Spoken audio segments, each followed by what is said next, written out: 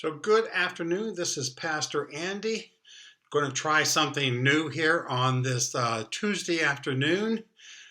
Usually on Mondays, I open up my Bible and I start reading the text for next Sunday. And want to give you a preview. I'll do a bit here on Tuesday and try to do another one on Thursday, sort of get us moving through the week, thinking about what the scripture is saying. I'm going to just sort of take you along as I think this out, and then on Sunday I'll put it all together. Our two texts that we are working on for this coming Sunday is John 10, chapter 1 through 10, and Acts 2, 42 through 47. The principle, I'm going to start with Acts chapter 2, verses 42 through 47, and I'm going to read that to you right now, and then I'm going to set up a little bit some of my thinking about that. So here's what it says. They devoted themselves to the apostles' teaching and fellowship, to the breaking of bread and prayers. Awe came upon everyone because many wonders and signs were being done by the apostles. All who believed were together and had all things in common. They would sell their possessions and goods and distribute the proceeds to all as they had need. Day by day, as they spent much time together in the temple, they broke bread at home and ate their food with glad and generous hearts, praising God and having the goodwill of all the people. And the day by day, the Lord added to their number those who were being saved. The word of God for the people of God.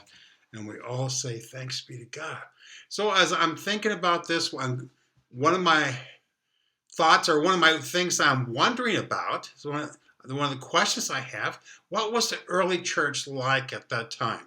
How does it compare to our church today? Our church that right now, where we cannot worship in person, where we are sequestered, and we're in our own homes, we're quarantined, where we're somewhat self-isolated so that we can flatten out this curve of this terrible virus that has hit us. So all these things are, what was the comparison that I can make? Is there something that we hold in common?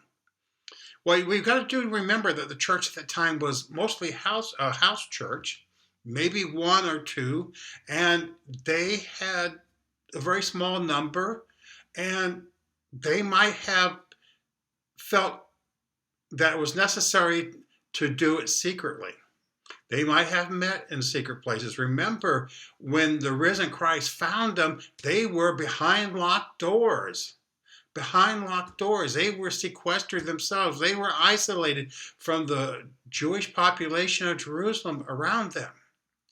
So what does that look like? What does that bring? Now, this chapter, these verses, this occurs right after Pentecost. This occurs right after the Spirit came as Jesus promised. The Spirit came to the people and they got started and things were set on fire. So what was the church like then? The other is what does this passage gives to us? Some elements of this, some of the scholars and those who have studied the Bible very deeply see here 4 marks of the church that was established in this early going.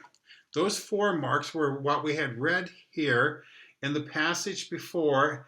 In verse 42, they devoted themselves to the apostles' teaching and fellowship, to the breaking of bread and the prayers.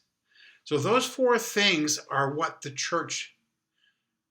were the marks of the church, what constituted a church.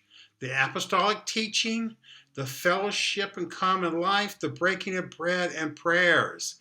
So how can we, as we are in this time when we are relying on technology and other ways, how can we keep these fundamental things together and keep in mind that we can call ourselves the church if we pay attention to these things?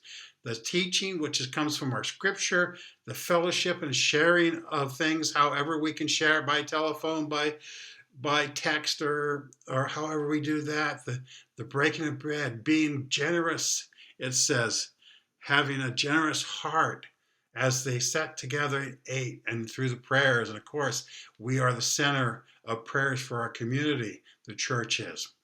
So these are the things that I'm thinking about at this time. I don't know where it's all going to lead yet. I'm going to put it together as we go.